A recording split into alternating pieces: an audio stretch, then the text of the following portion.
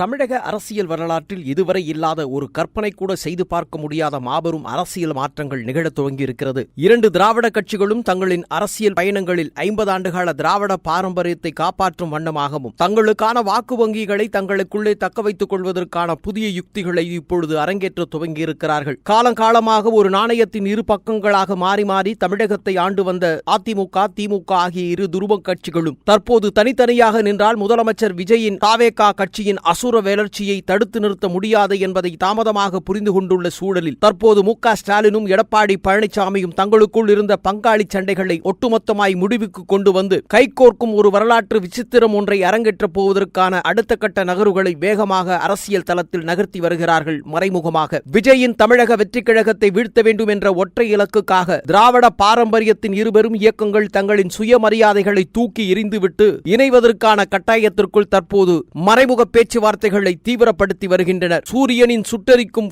வெயிலின் தாக்கத்தினால் சுருண்டு விழுந்த இலையின் வரலாறு ஒருபுறம் இருக்க, இலை விரைத்து காத்திருந்த சூரியனின் உறவுகளும் வலுப்பெற செய்வதற்கு தற்போது இரு திராவிட கட்சிகளும் தங்கள் நிலைப்பாட்டை வேறு நிலையாய் மாற்றிக்கொள்ள தற்போது களமிறங்கி இருக்கிறார்கள். இனிவரும் தேர்தல்களில் திமுகவும் அதிமுகவும் என்ற தனித்தனி அடையாளங்களை மறைத்து இரட்டை இலை மற்றும் உதயசூரியன் ஆகிய ஏதாவது ஒன்றில் மட்டும் பொது சின்னமாக தங்களை அடையாளப்படுத்திக் கொண்டு அதன் மூலம் தங்களை இழந்த வாக்கு வங்கிகளை ஒருநிலைப்படுத்த வேண்டும் என்பதான முனைப்புகளில் வேகம் காட்டி வருகிறார்கள். இந்த வியூகத்தின் ஒரு பகுதியாக தேர்தல் ஆணைய விதிமுறைகளின்படி ஏதேனும் ஒரு சின்னம் முடக்கப்படுவதற்கான வாய்ப்புகளும் பிரகாசமாய் தெரிந்து வருகிறது. இதன் விளைவாக விஜய் தனது அரசியல் மாநாட்டிலும் பிரச்சாரங்களிலும் தீர்க்க தரிசனமாய் சொன்னதை போல இனி தமிழகத்தில் தமிழக வெற்றி கழகத்தும் திமுகவுக்கும் இடையேதான் போட்டி என்பதான 100க்கு 100 உண்மையாக தற்போது நடைபெறுவதற்கான சாத்தியக்கூறுகள் அரங்கேறி வருவதாகவும் சொல்லப்படுகிறது. அதிமுகவின் மூத்த எம்எல்ஏக்கள், முன்னாள் அமைச்சர்கள் என பலரும் தங்களிடையே கூடாரத்தை மாற்றிக்கொண்டு இருக்கும் நிலையில் என்ன செய்வது என்று தெரியாமல் கைப்பிசைத்துக் கொண்டிருக்கிறார் அதிமுகவின் பொதுச் செயலாளர் எடப்பாடி பழனிசாமி. இந்த நிலையில் அடுத்து வரும் தேர்தல்களை எதிர்கொள்வதற்கும் குறிப்பாக எதிர்வர இருக்கக்கூடிய இடைத்தேர்தலை ஆளுகை கூட தங்கள் பலத்தை நிரூபித்து காட்டுவதற்காகவும் புதிய அரசியல் சதுரங்க ஆட்டத்தில் முதலமைச்சர்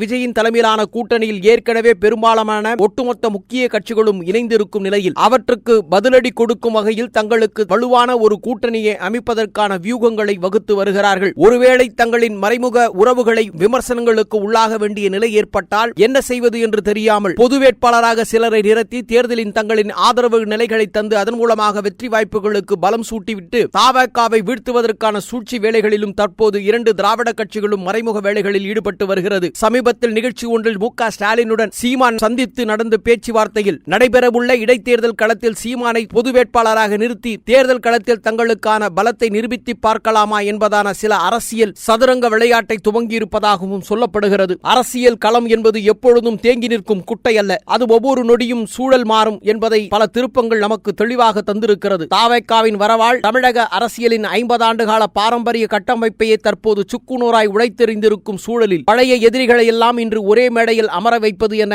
கொள்கை கோட்பாடு என பேசியவர்களெல்லாம் இன்று பவருக்காகவும் தங்களின் அதிகார மையத்திற்காகவும் தங்களின் அரசியல் வாழ்வை காப்பாற்றிக் கொள்ளவும் தங்களின் சின்னங்களையும் கொடிகளையும் கூட தியாகம் செய்து துணிந்து நிற்கும் காலம் தற்போது விசித்திரமான கோலமாய் நிற்கிறது. தமிழகத்தில் இந்த புதிய இருமுனை போட்டிகளில் பழைய திராவிட கட்சிகளுக்கு அவசர கூட்டணியை மக்கள் எப்படி பார்க்க போகிறார்கள் என்பதும் விஜயின் புதிய ராஜதந்திர நகர்வுகள் இந்த எதிர்ப்புகளை எப்படி தவிடுபடியாக்கப் போகிறது என்பதும் எதிர்வரும் தேர்தல்களில் தான் படிப்பினைகளை பாடமாக மக்கள் தர இருக்கிறார்கள். அடுத்து வரப்போகும் தேர்தல்களில் என்னென்ன அதிரடி திருப்பங்களும் வியப்பூட்டும் அரசியல் மாற்றங்களும் நிகழப்போகிறது என்பதை தமிழகம் மட்டுமல்ல இந்திய அரசியலும் மிகுந்த ஆவலுடன் காத்திருக்கிறது.